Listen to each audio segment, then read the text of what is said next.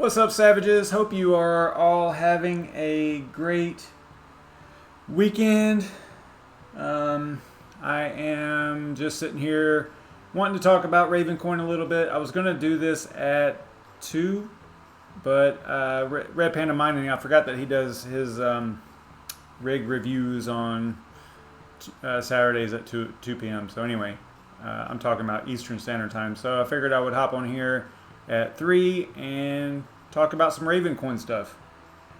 Let me, I will be right back. I do have to check something real quick. Give me a second.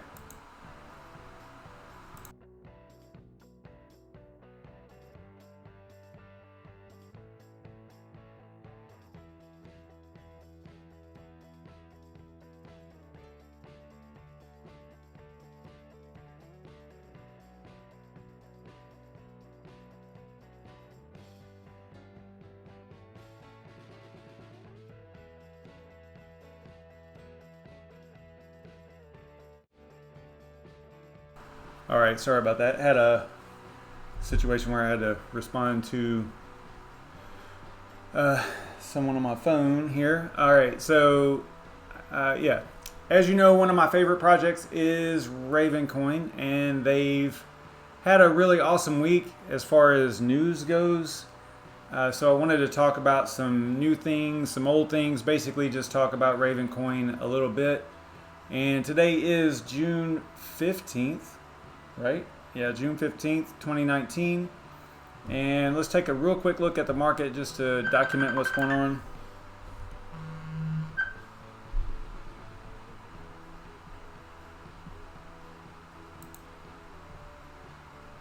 Hang on just a second, guys.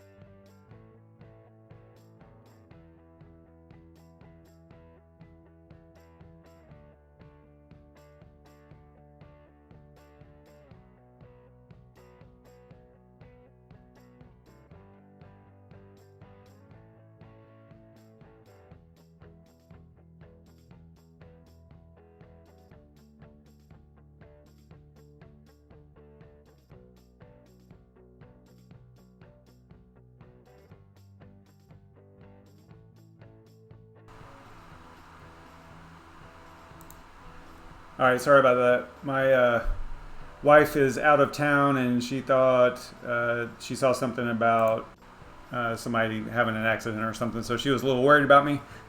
So I had to respond to that. All right, so yeah, like I was saying, I mean, as you know, one of my favorite projects is Ravencoin. I wanted to look at the market real quick. That's what we're doing now. So let's talk about Ravencoin basics, some things that are, you know, basically the fundamentals for Ravencoin. Basically, it is a code fork of Bitcoin. It is not an actual fork. It's just a code fork. And it was announced on 10/31 of 2017. I know I'm talking about news, but I wanted to like bring everybody, if you're not familiar with Ravencoin, I kind of wanted to talk about it a little bit first. It went live on 1/3 of 2018, so it's a year and a half old.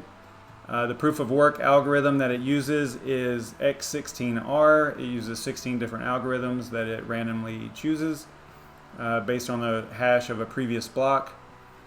And it was a fair launch, no pre-mine. It's one of my favorite projects because of this. Fair launch, no pre-mine, no ICO or crowd or private sale, no dev or founder rewards or none of that nonsense.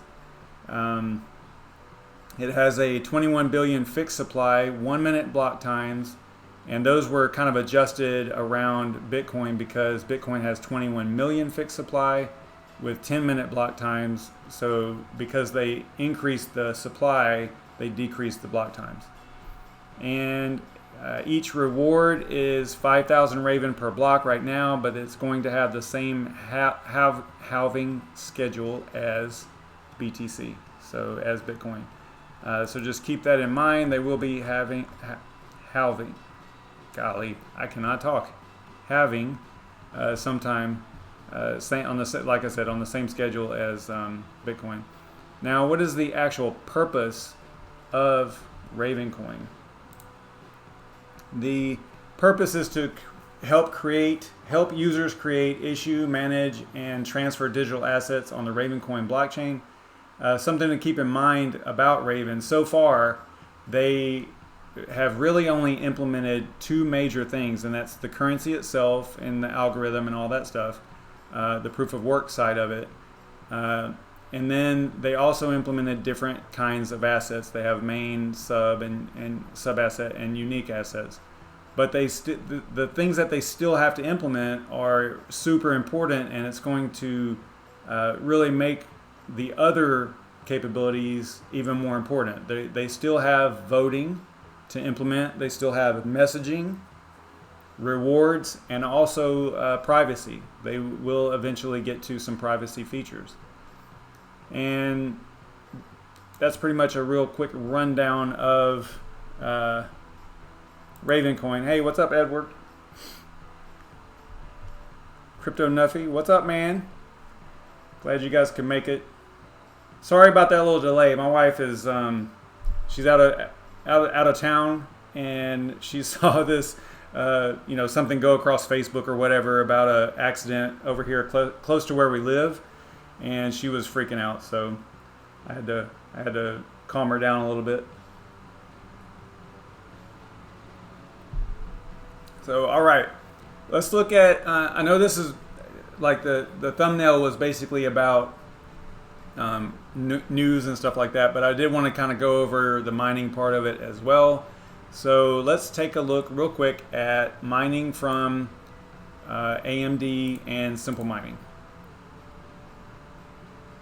So the GPUs, if you're mining with AMD GPUs, both of these rigs right here are AMD, and they're both RX 580 rigs.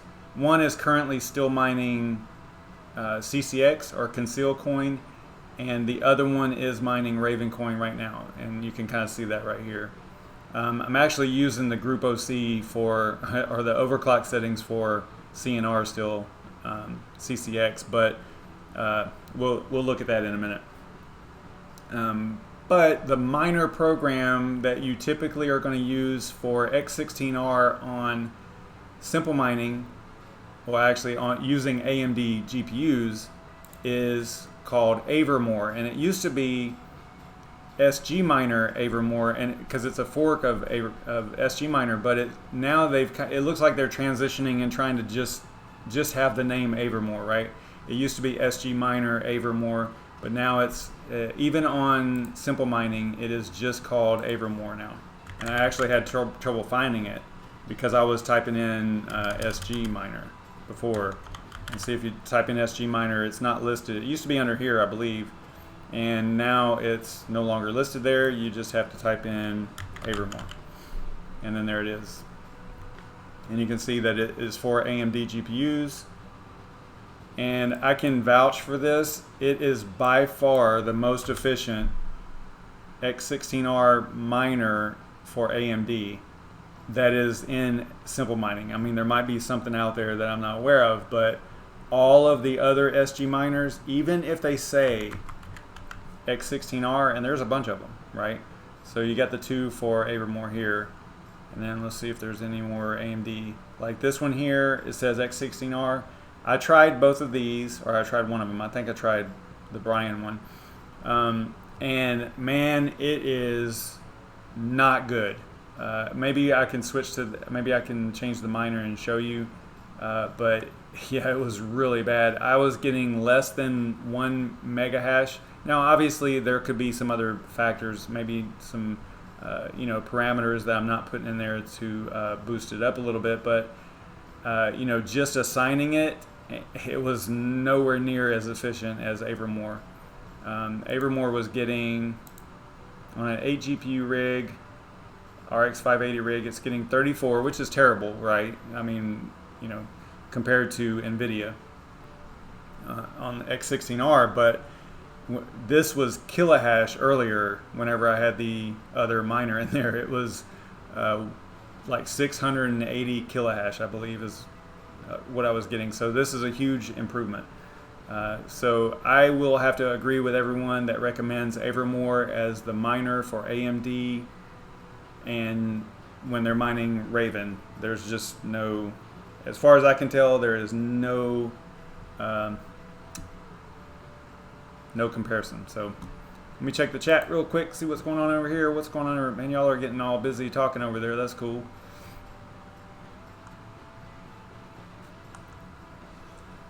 All right, so that is, let's take a look at the group config just to show you what the config looks like for mining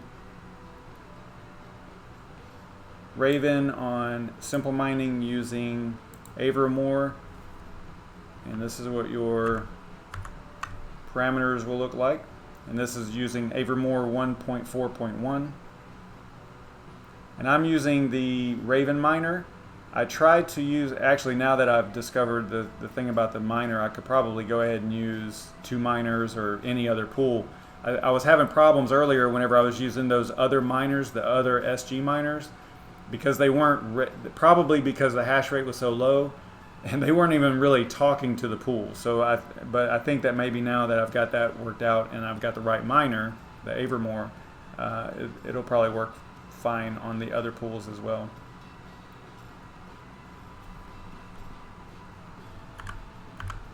So I can probably paste this into the description maybe after the video's over. And then if you see the actual console here, you can see that there's accepted shares and all that stuff. We can go to, let's see here, and you can also see the overclocks here as well. So I'll leave this up there for a second. And these are all RX 580s in this rig. This is Mustafar. These are those ASRock Phantom Gaming X GPUs, which actually run pretty well for mining. They do an all right job. So yeah, you can see overclocks and everything up here.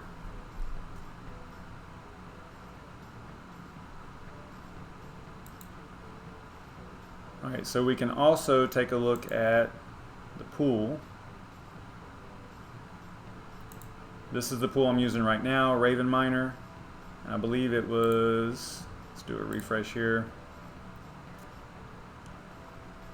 Yeah, it was the third one down. So it's only got 11% of the hash rate, spreading it out pretty nice, but they have the most number of miners, So looks like they hit a block 8 minutes ago. Not terrible, I guess. All right. So if we go to the pool, and we do a little refresh here, you can see I've got some Raven built up here. I've only been mining it for a couple, I don't know, maybe an hour, hour and a half. So you can see the 2 rigs down here, Block Ring and SavageMine. Avermore 1.4, T-Rex on the NVIDIA. We'll get to the NVIDIA one in a moment.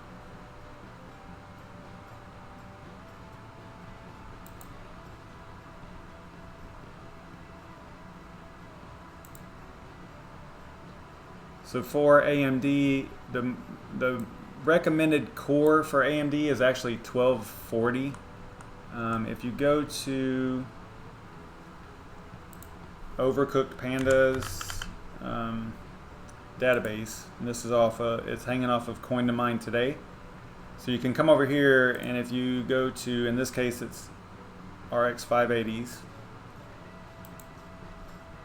and then change this to X16R algorithm and search, you can see the most popular setting for an RX 580 on X16R is 1240 core and 2100 on the memory clock. Now that's not what I have in mine. I think I have something totally different, because I'm using I'm using the CNR, so I only have 1100 and 2200. Yeah, so it's a little bit offset, a little bit compared to what they recommend. But I'm not going to be mining Raven. I just did that for the stream, and that's it. So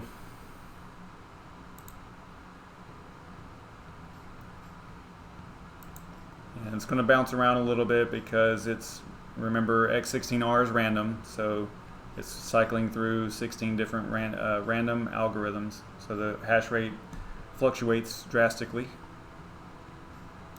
So let me get this rig back on CCX, and we'll let that one reboot and everything, and then we'll look at HiveOS. And over here on the NVIDIA rig, I am mining Raven also, and this rig is still off. Power problems here, not problems, just the organization of how the house was wired it's giving me a little bit of a headache with setting things up the way I need it to be. So it's still off, and the NVIDIA rig is here and powered up and mining Raven. So here are the overclock settings for Raven on NVIDIA GPUs. These are all 10 series. Remember, this little rig here is just 6 GPUs, 10 series, 2 1070 Ti's, 2 1080s, and 2 1070s. So you can see the overclock settings here. And negative 502 on the memory is like, it seems like in the forums, and if you ask someone that has done like an extensive amount of testing, that is what they say is by far, not by far, but they say that that is the most efficient memory setting, overclock setting for mining X16R on NVIDIA 10 series GPUs. I don't know about the other ones. I don't know if the 20 series, but we can head back over to Overcooked Panda and look at, let's just look at a GTX 1070 X16R. Let's see what it says here. Yeah, see, even and this has to do with the different algorithms, right? So normally you would tune a card for a specific or tune your overclock settings for a specific algorithm, right? One algorithm. You wouldn't have 16 different ones. So it throws a little bit of a wrench into the normal tuning part of it. And that's why it looks like the most popular setting, and these are pulled from HiveOS, I believe, as far as like where it gets its popularity and the core clock and all that stuff. I believe that's where it gets its database from. So the core clock is 0, the memory clock is 0, power limit on a 1070 is 85. But if you change this to 10, let's see, where is that? Let's go to 1080. You'll see a little bit of a difference here. 130 on the core and 250 on the memory, and then quite a bit more power. Oh, this is TI, my bad. Yeah, here's a 1080 down here. See, even the most popular 1080 is also still 00, but it just throws more power at it.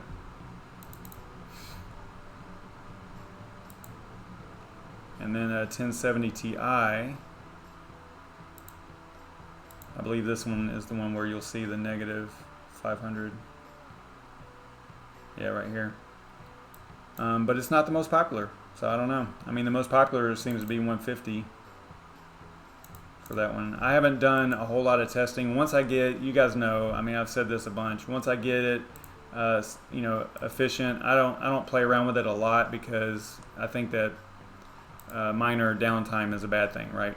So as long as it's doing about what it's supposed to, and I'm not, destroying the GPU with too much power or too much overclock or anything like that, I just let it rock, man. I let it eat, and I just go on about my day. I don't sit here and fine tune every little aspect of it. I kind of consider that a waste, unless you're getting a significant increase, right? You're just not going to really mess with it. So yeah, and the power settings, how you probably saw that over here, the power limit and things like that. So that's going to depend on your thermal design power, your TDP for your actual GPU. So it depends on the GPU itself. You kind of have to look up the specs to figure out what you're supposed to put in there or what you should put in there. And TDP refers to the maximum power the device can dissipate under normal operating conditions, something like that. And I think it also has to do with the amount of heat that it can come off of it, based on the power that's applied to it. So whether or not it can actually dissipate that heat. So we looked at mining Raven on simple mining using AMD, and we looked at mining Raven on HiveOS and using, well, actually we started to, but we didn't get too much into it here. Hang on. Let me go to, I clicked on that. I'll let you guys see the overclock settings there. That's good. The flight sheet, yeah. So over here, I think that this one is configured for, remember with NVIDIA GPUs mining Raven, you're typically, the most recommended miner is going to be T-Rex. And then if you go to setup config, yeah, I'm mining it. Well, we saw that already, that I had changed this. In a previous video, I had done B-side pool, but they've been having some issues. So I switched off of them and went to Raven Miner, just to show you guys this part of it, the mining part of it. So those are my settings. Nothing too spectacular there.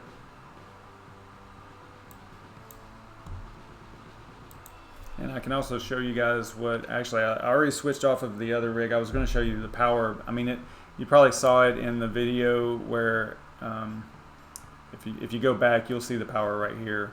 And this is pretty dang accurate for simple mining. And this is kind of, what's weird about this is it's actually at the wall. This power indication right here is at the wall, or really close to what's at the wall anyway. It's not just the GPUs. I think that HiveOS is really just the GPUs. Yeah, it has to be, because it's only 676. And this rig is like 850, I think, at the wall. Let me check the chat, see what you guys are talking about over here.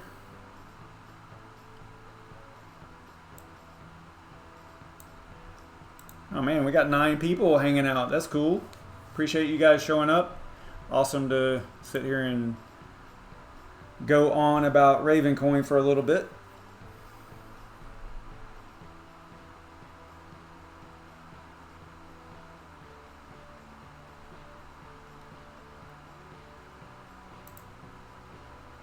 All right, so let's look at some of the things that Ravencoin, let's look at some Ravencoin blockchain tools.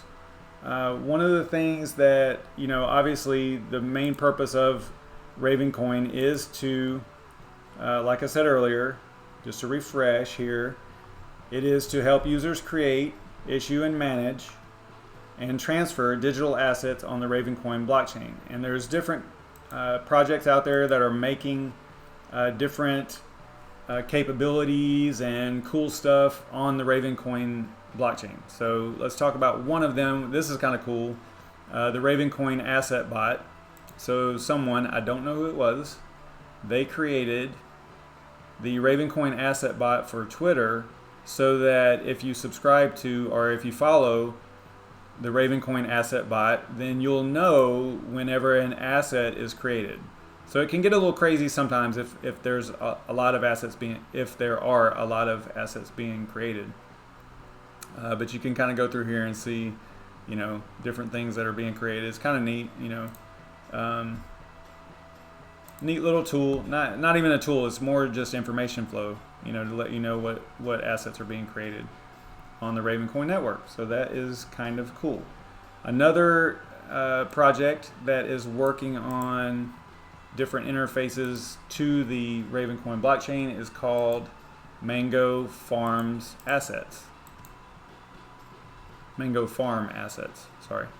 And their deal is, I mean, there's very little information about them on the website. I mean, very little. It's basically just this. I mean, there's a couple of little options here, but nothing too in depth, right? And what this is for, what Mango Farm Assets is for, is creating assets. So that you can use their asset builder to create an asset, as well as create and sign your own custom contract. So it also adds a contract feature basically to the Ravencoin network. And you can also use the asset viewer to reference any asset that's already been issued. So that is kind of neat. And they have a wallet, and you can access a wallet, create a new one, you know, import your seed. I guess it's got a interface with Trezor. But the really cool thing, you know, because you can create an asset from the Ravencoin wallet, right? We've been over that a few times in the past. We covered it in the desktop QT wallet. We covered it on mobile phones, you know. So you've seen a couple of different examples and methods of creating an asset. But this just makes a web interface that is pretty slick for creating an asset. It gets pretty in depth. There's a lot of things here, and you can easily select. Let's say if you create an asset that you want to sell, it's just got a little simple checkbox over here for you know, making it for sale. You've got contract URL. If you have a contract uniform resource locator, and you could enter in that address there. It's got sample forms. You have to fill out some of it to get to that part. You can create a new contract.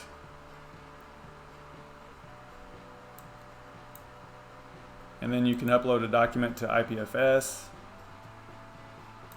So it's got a lot of features, really cool stuff for making creation of assets even easier than it is already, it's already really easy. Now it gets pretty complicated once you start talking about the contracts and things like that, but I'm sure that they could offer you some assistance in that if you need it. And that's spec, and then there's like a non-standard one here where it's just an IPFS hash where you select the file that you want to upload, I guess. So that is a neat interface to create an asset on the Ravencoin blockchain. Kind of neat. They also have the asset viewer, and in here you can just type in the name of the asset that you want to view. If it exists, obviously it'll come up and show you. Let's see here. Actually, we'll come back to this in a minute because there's one of the other projects, or not a project, but another another project that's using the Ravencoin blockchain that we'll kind of look at that in a moment. So another asset explorer is, I'll leave that up because we're going to come back to that,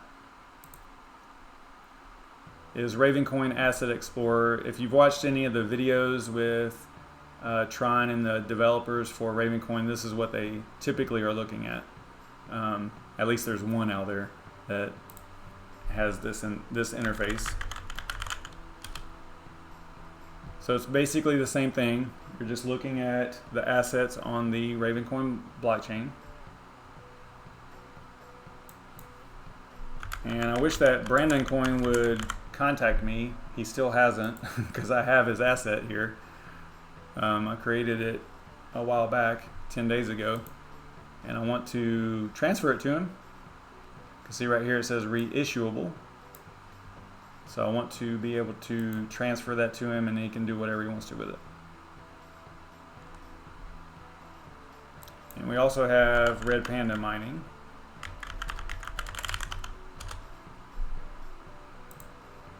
I also have this one. So I need to get that to him as well. But they aren't providing me with addresses, so without that, I can't transfer it to him. But we did these, we created both of those in different demos that I was live streaming about. So kind of cool. Another asset explorer. And another company that's working on some really cool stuff for Ravencoin is, I don't know if they're a company or not, but it's basically Ravenland.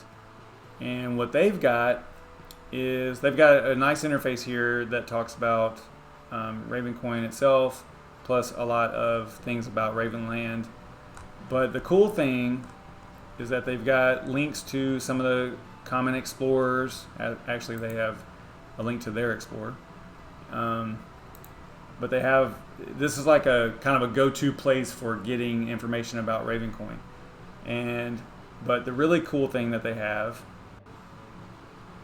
is the Ravencoin OS. And the Ravencoin OS runs on a Raspberry Pi, and it's basically a node that runs on a Pi, and that's it. I mean, it's super neat, you know. It's got the instructions here on how to set it up. I think it's still in beta, so I don't know how reliable it is. I have not tried it yet, but I want to. I will at some point.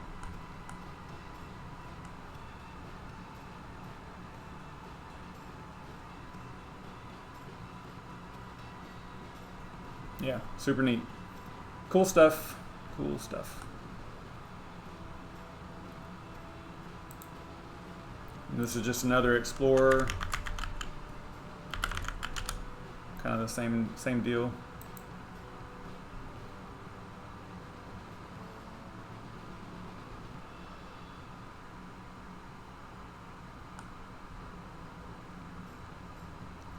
And the reason it has 3 holders is I've sent some of these to my other wallets right here. You can see down here,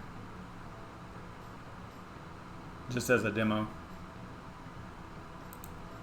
But see, eventually, what's cool is eventually you will be able to vote. You'll send voting tokens to these addresses, or the addresses that are in here. And you can allow your token holders to vote on things. You can you'll be able to issue rewards. You know, like let's say that you, the use case that I came up with, that I was kind of messing around with, and you've seen it on some of my live streams probably, is basically if you're hosting GPUs for someone, or as a business, right? So you're a GPU hosting business, and some of those GPUs are owned by other people. You can actually put those GPUs, you know, create an asset, a unique asset for each GPU that the people own, and then you can use that to actually distribute any profits and things like that. And I think if I kept going with it, it would probably work pretty well.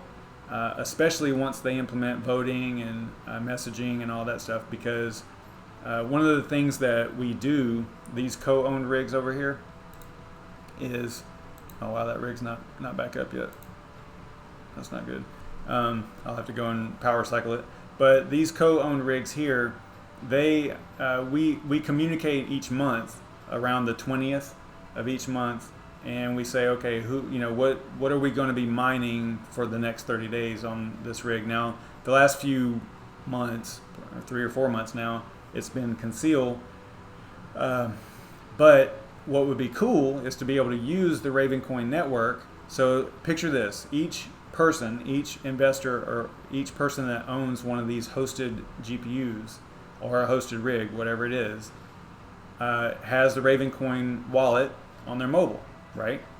And I have sent them the unique asset that's associated to that GPU, and they have that on their phone, right? So now they're anywhere in the world. And let me show you kind of exactly what I'm talking about here. Let's see if I can bring up.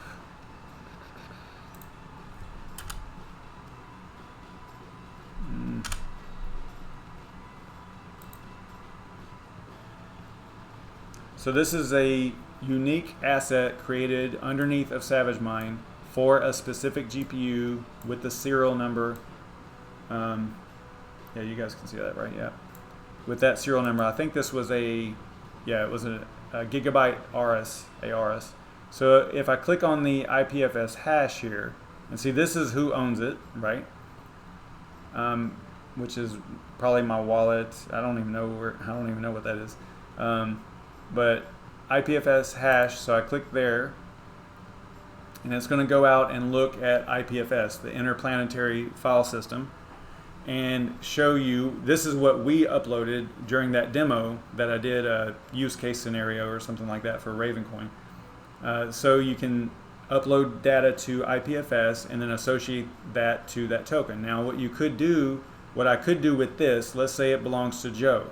Well, I could now send this token,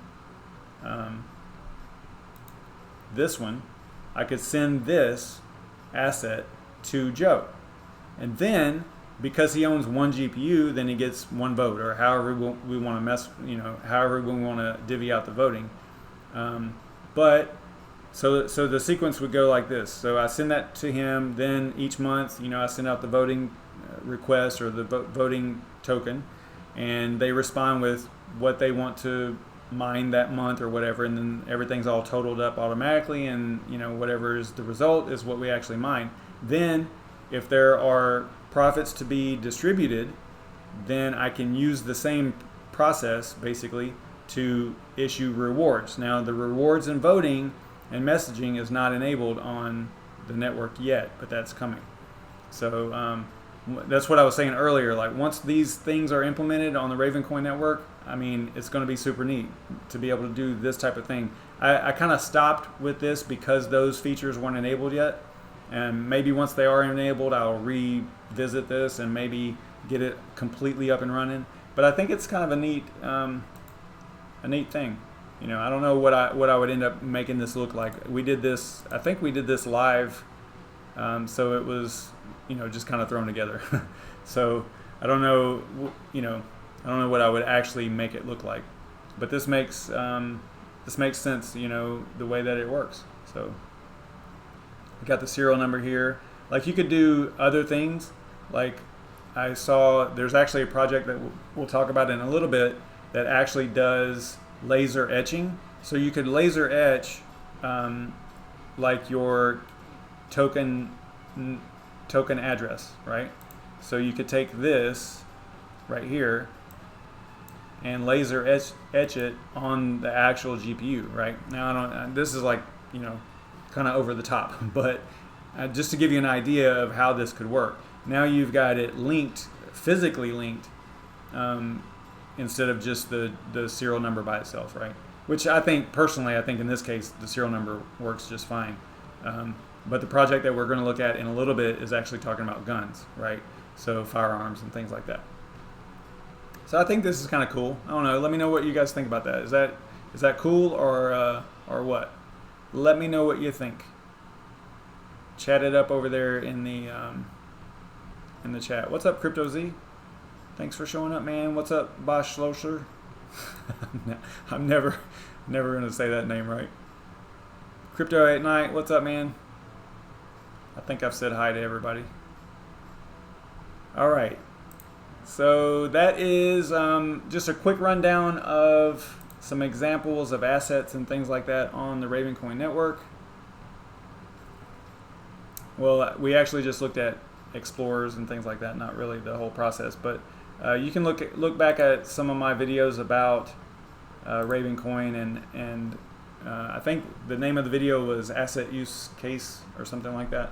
So check that out. It is kind of neat. Now, as far as companies that are actually using the Ravencoin network, I think that this is important, right? I mean, sure, it's what we just saw is kind of cool, right? You know, having a GPU, doing the whole farm thing, and hosting for people, and being able to communicate with them and vote and rewards and all that stuff is neat.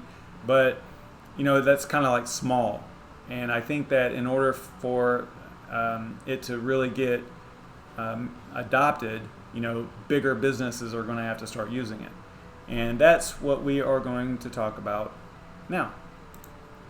So here lately, it's been kind of busy for Ravencoin in the news. It seems like every day they've been added to an exchange, or you know, the capabilities enabled on a wallet or whatever. A while back we talked about Zelcore implementing Ravencoin and the asset feature. Then soon after that, I believe, Ravencoin Medici Ventures themselves, that do the wallets on the mobile, released the Android wallet, Raven wallet, that had asset capabilities. So it just seems like things are just really getting going. You know, it's really cool to see. Let me turn off this other cam that's kind of distracting. So it's really cool to see this type of adoption, right? And Assure is one of those companies that says that they just put out their first SPV, and an SPV is a special purpose vehicle or entity, and an SPV is basically just a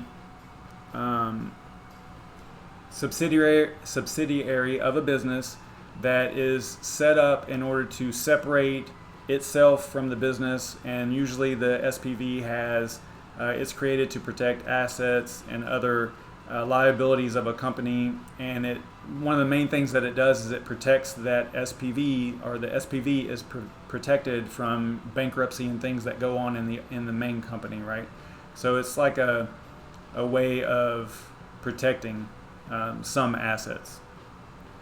And the abilities of an SPV are often limited in having massive like what they can do, what that company can do is oftentimes it's really limited. They have a massive amount of oversight and control, but they're used in finance often for finance buying and selling of assets, and which, if you hear that, if you really listen to it, that is exactly what Ravencoin Network was made for, right? Assets. So let's take a look at I think they got their website on here real quick. Now, I don't think that I found, because I did a little bit of research earlier, and I don't think I found on their website where they specifically mentioned Ravencoin. So I would probably have to kind of, really do some digging to see where they actually mentioned it. I mean, you saw it in the tweet, right? But let me go back to that.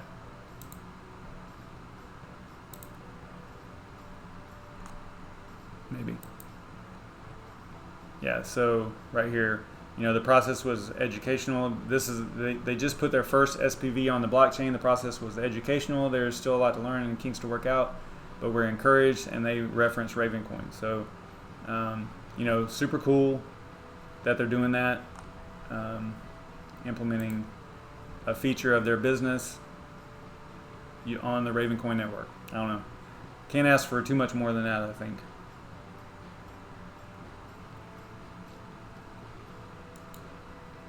Yeah, I didn't look really hard at at whether or not they mentioned Ravencoin on here, but like I just said, they did in the tweet. So that is cool. That is one company that is using Ravencoin. Another one, this one's kind of cool too, is Vincent Wine.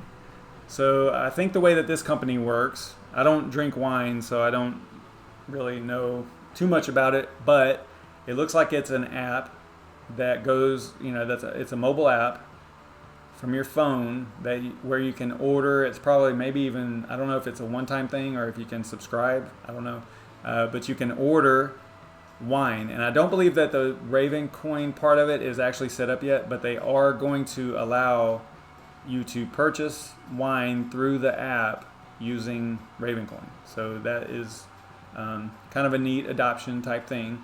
I believe that they actually mention it somewhere on here, but I don't remember for sure.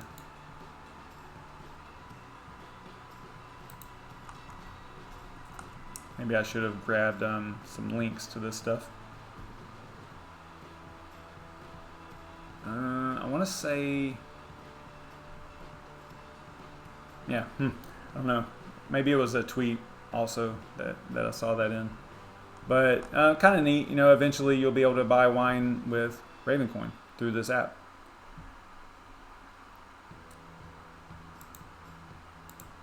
Another project is Nevermore, and I actually did a video about this one not that long ago, and this is that digital art project. So another perfect use case for asset enabled blockchain, right?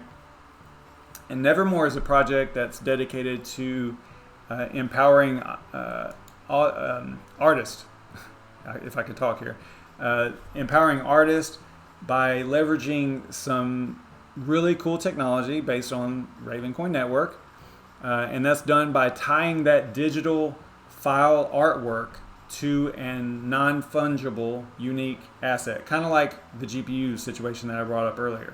But in this case, it's actually digital artwork that they can then transfer to someone that buys it. Remember in that one asset explorer or the asset creation from Mango Farm Assets, where there was basically a check mark to say yes, this is for sale or not.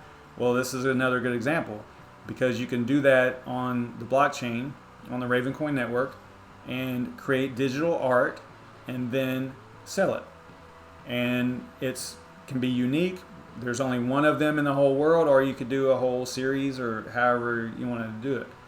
And so that's how that works. That asset that you create, the digital asset that you create, could be sold, traded, or whatever the owner decides to do with it. I think this is another really cool project that is, a really good use case for Ravencoin for sure. Here's a little bit more about the project.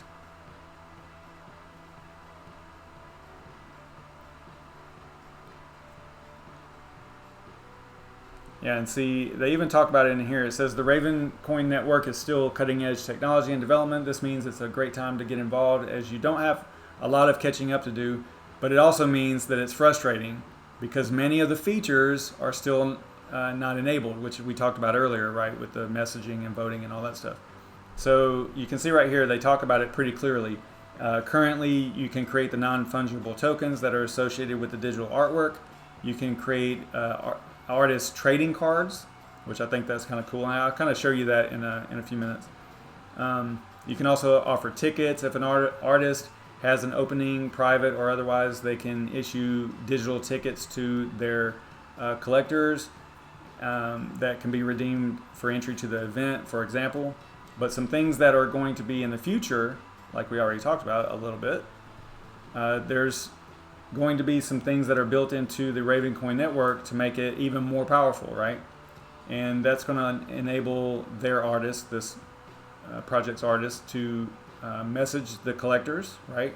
So artists will be able to send messages directly to the holders of their artwork and deliver artwork secretly and securely without worries from strangers happening upon the high resolution file. Because if it's stored on IPFS and then that high resolution file, and this goes back to it's almost like copywriting. Like, let's say I sat here and I spent a week creating some digital art.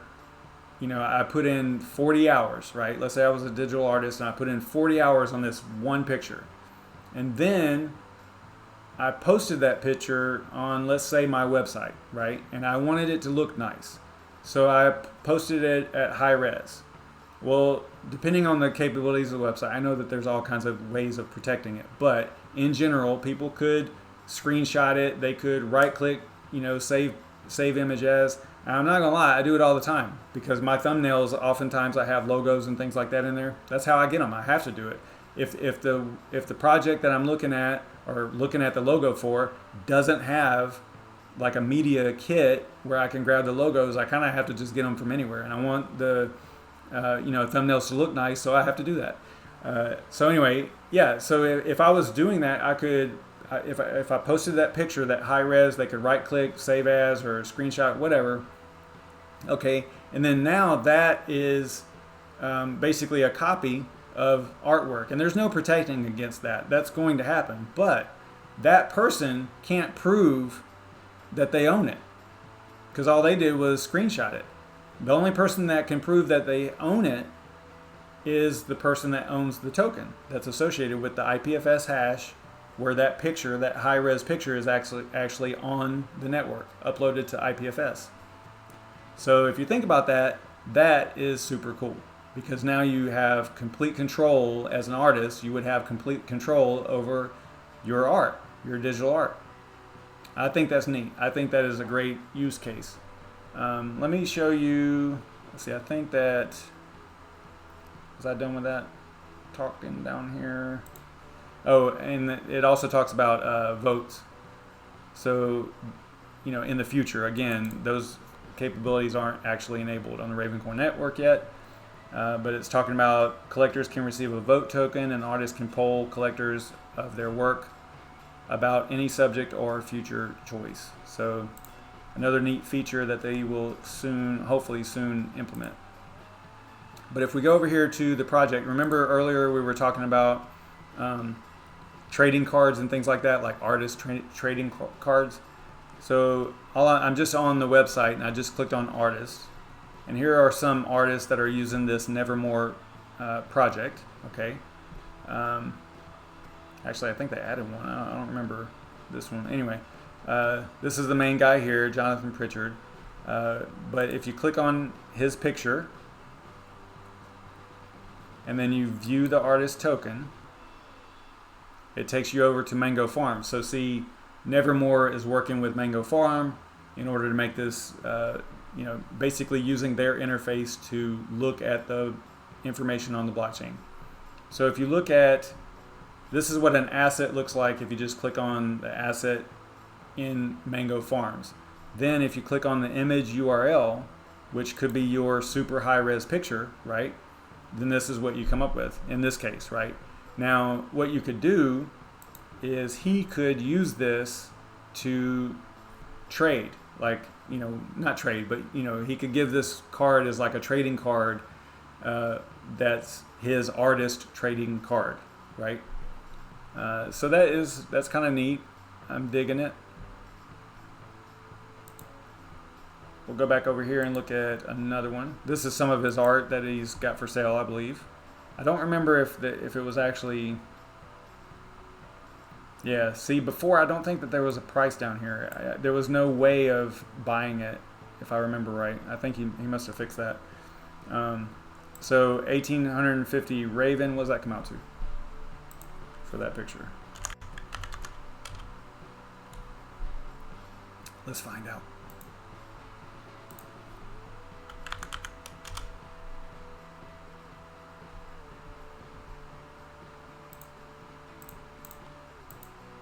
Can't do that math in my head.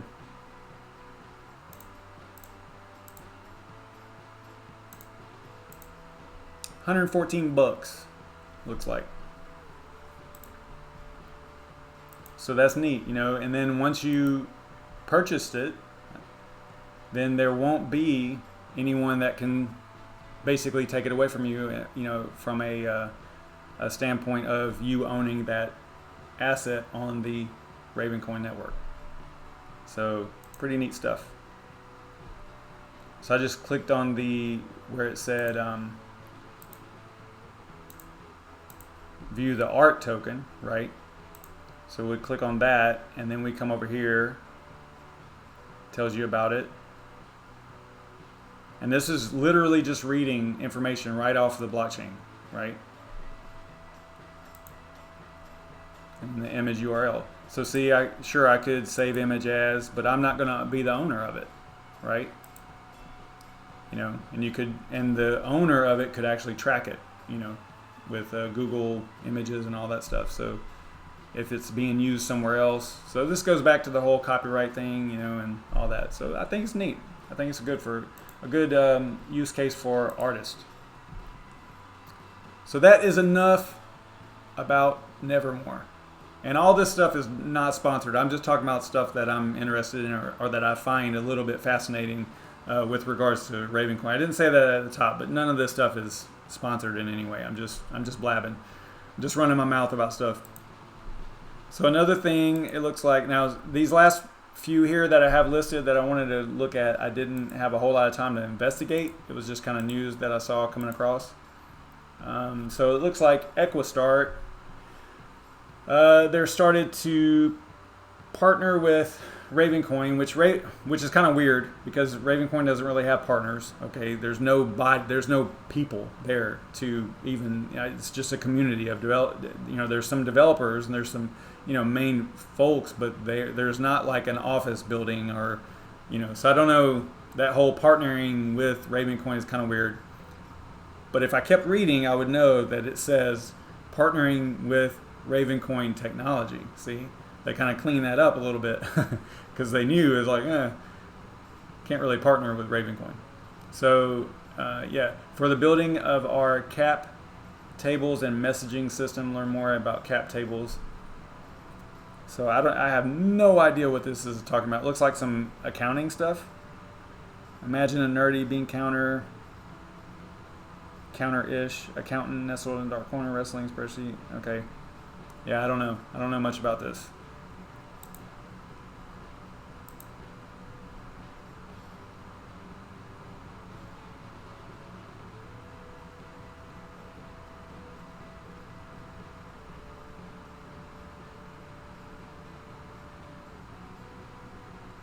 So it looks like they're going to use Ravencoin for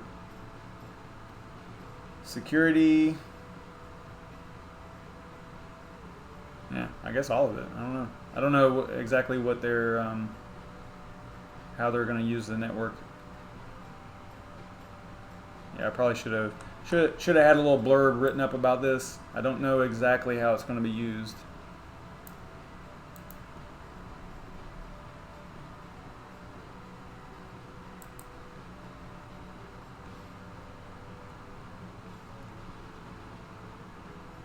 Okay. I mean, probably check that out a little bit more. Looks like they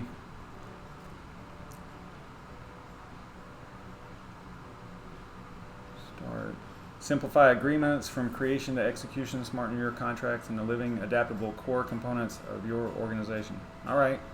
I'll have to check them out a little bit more to find out how they're going to benefit from Ravencoin. And it looks like there's like a little blog here or something.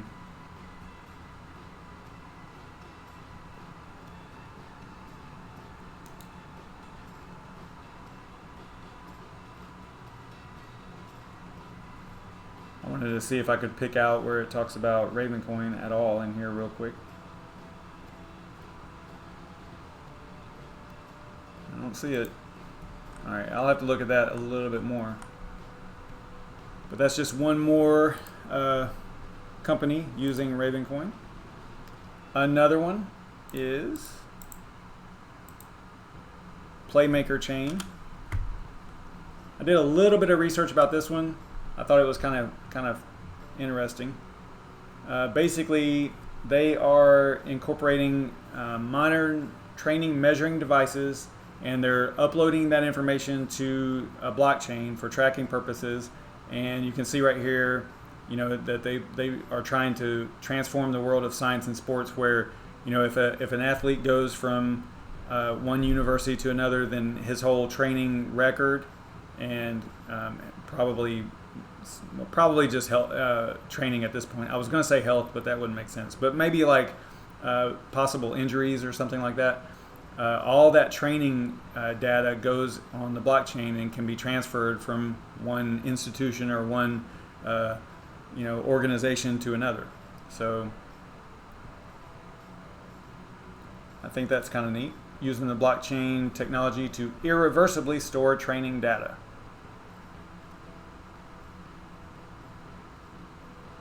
So professional athletes train wearing special sensors which send the recorded training data directly to the decentralized storage in real time. That data can be reached seamlessly by entities that hold the secret keys. Data recorded in this irreversible way is completely trustworthy. Again, one of the primary functions of a blockchain. Can be used for more purposes than it was possible with traditional centralized servers. It says proof of authority consensus reaching mechanism that is chosen to be integrated with the Playmaker system allows those who will utilize the network to secure their own environment and benefit from their position. Simply put, which I like simplicity, Playmaker is introducing the sports science with the blockchain technology, producing a polyvalent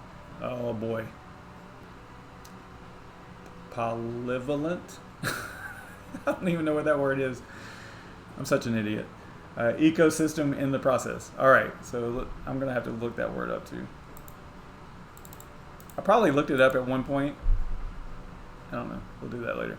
All right, so yeah, cool stuff. Another use case.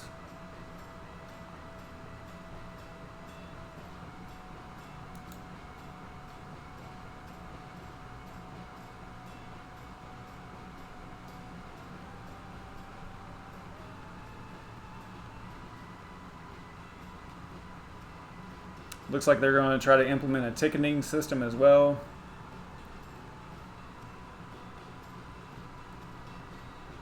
And that would be with a blockchain is also. So I would assume that that's talking about Ravencoin also.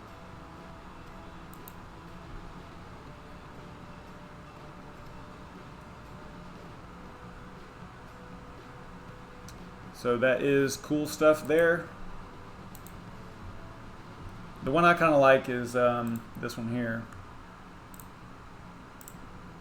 Another business that is another project that is looking at using Ravencoin is called GunCerts. And let me check the chat, see what you guys are up to over here. What's up, Jason?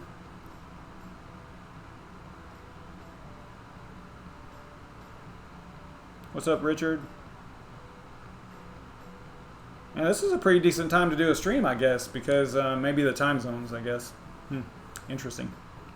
Maybe that's why Red Panda does it at 2 o'clock on Saturdays. Probably a good idea.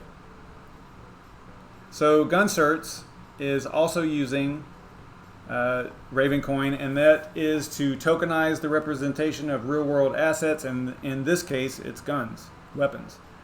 You no longer need to maintain receipts and bills of sales to prove ownership. I believe that there was another company actually working with Aeon. That I can't remember the name of it now, but I talked about it in my Aeon video where they were doing something similar, where they were putting that transfer and documentation for firearms on the blockchain as well, so that you could easily transfer a weapon from one user to another. Or one owner to another. And this is where it came up with the whole laser etching thing as well. It says the tokenization of the future. I don't know why that keeps happening. That sound, I hate that sound. The future of cryptocurrency is to use digital representations or tokens of real world assets. So anytime you start hearing like that, that sounds just like Ravencoin, right? In GunCert's case, that's a gun. Tokens may include information about the firearm to include make, model, serial number. The gun may be linked to the token by a laser etch. That's where I got that idea earlier. The laser etching would, in effect, announce to any need-to-know party that the firearm has been tokenized and relevant information regarding the firearm exists digitally. So think about that. So if it was a use case or a case where a weapon was used in a crime or whatever, and then the weapon was retrieved and it's got laser etched, Ravencoin address on there, then you would be able to track the owner, you would be able to track, the whole life. If, let's say this was done at the beginning, whenever the weapon was first created, then you could actually track the entire life of that weapon, right? So, I don't know. I think that's a cool use case. It's one of those things that we complain about, you know, the whole gun registration and stuff like that. So it's not great, I guess, but it is a good use case for a blockchain. I think it's neat. Another neat use case.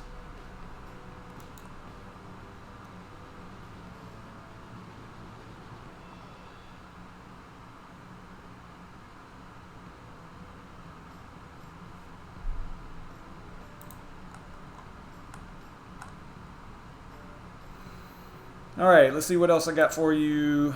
They also have a few listings. Like they had a lot this week. It seemed like it was just nonstop flow of listings and things like that. So you can deposit and trade Raven on CoinX.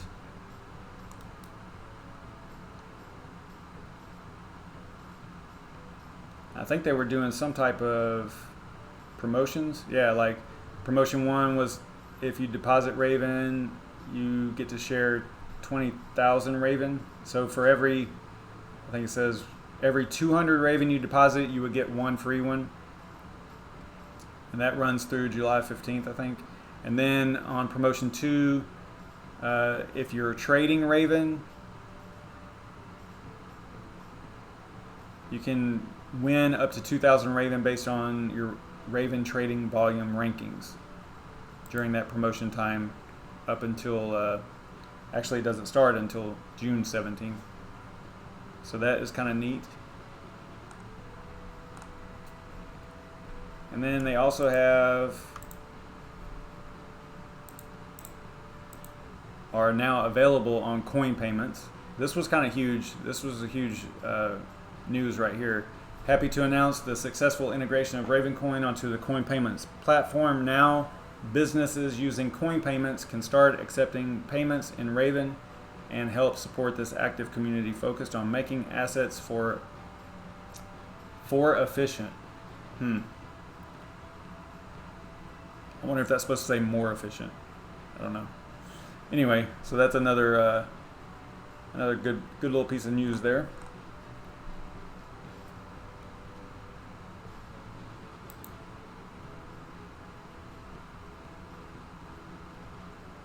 I was your first YouTube sub? Is that true? Crypto Nuffy? I'm bad about stuff like that. I vaguely remember, I think I even said something about it, didn't I? I said, I'm going to be your first YouTube sub or something like that. I think I do vaguely remember that now. Yeah, that's cool.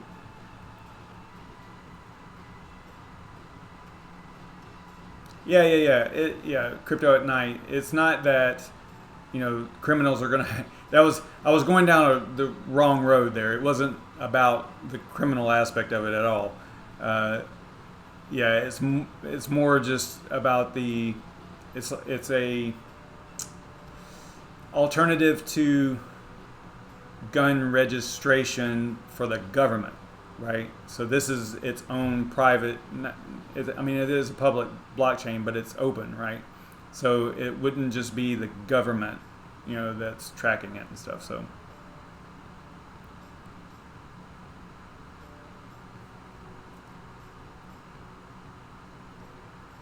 yeah, that's funny. All right, anything else you guys want to talk about? I'm pretty much done with the things I wanted to cover.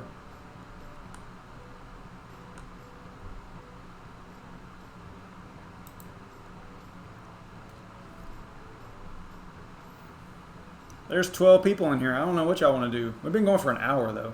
I probably should just stop it right here. I got some things I got to do around here.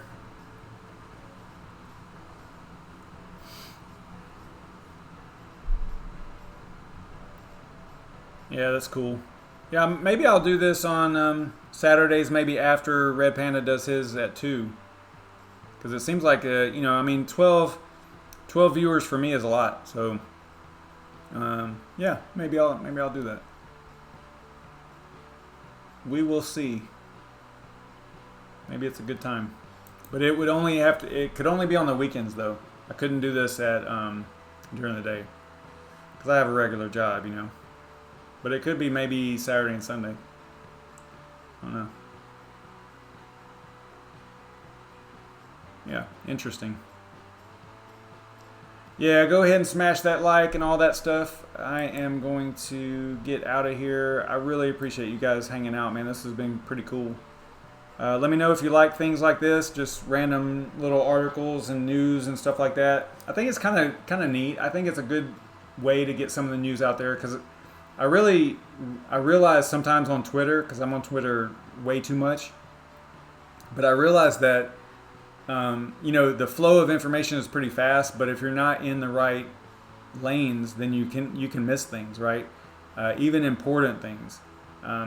Like it's been what, 3 days or two full days since the whole Binance U.S. customer situation was released, and there's still people that are just now finding out about it, you know, right? So I don't know, you know, it's kind of weird. So I have to kind of take a step back and go, okay, not everyone has the time to stay connected all the time and watch all the news flowing in. So that's where I came up with this. And I think that if I do this for projects that I'm interested in, if there's enough news, and in this case for Ravencoin, it's everywhere. I mean, there's so much news. It's kind of easy. You know, some of the smaller projects would be kind of hard to do a whole hour's worth of news about them unless it just builds up over time. But I mean, literally most of this stuff was for Ravencoin was in the last couple weeks, right? It wasn't even like old news. It was just things that are going on recently. So I think that's pretty neat. But again, not all the projects are going to be like that. Some of them will be a little bit lacking news, you know. But that's okay. I'll see what I can come up with in this format. I think this is kind of neat. Yeah. But it will. What I'll try to do, what I will want to do if I continue to do this, is make it literally mining only related, right? What is this? Final call from Ravencoin World official YouTube channel. Okay. Yeah. So if yeah, it's easy to do it for Ravencoin. There's just so much news, but I would want to do it on just projects that I'm interested in. I probably won't do it on any other news besides mining related stuff, proof of work type stuff. I don't think that I would be interested to just start doing like regular news. And plus, I think there's plenty of regular crypto news channels out there, right? So I would make it specific to mining related stuff and projects that I'm interested in. I think that'll be kind of neat.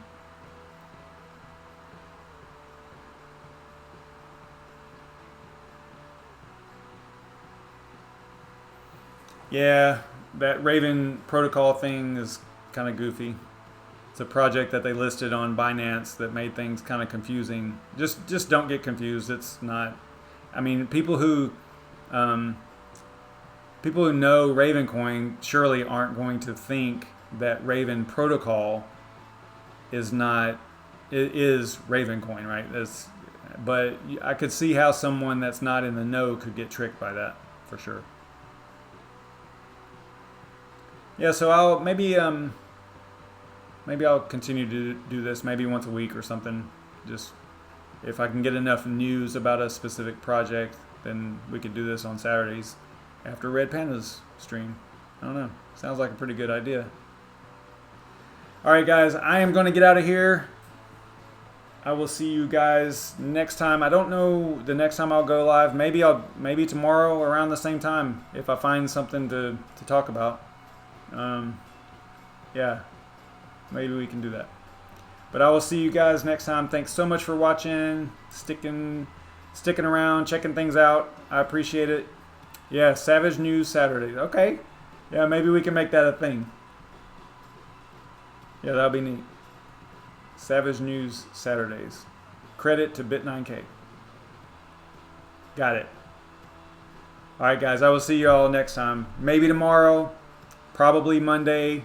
I'll try to get back to the nightly thing. This week was a little light. I didn't do it. I don't think I went live every night, but I'll give it a shot. I'll be out there. I'll do the Twitter. You got to follow me on Twitter though, because that's where I kind of like talk about what's going on the channel and whether or not I'm going live and what the situation is. So follow me on Twitter, and also subscribe and like and all that stuff to the YouTube channel. I really appreciate it. You guys are awesome. Thanks so much for stopping in, and I will see y'all next time. Stay savage.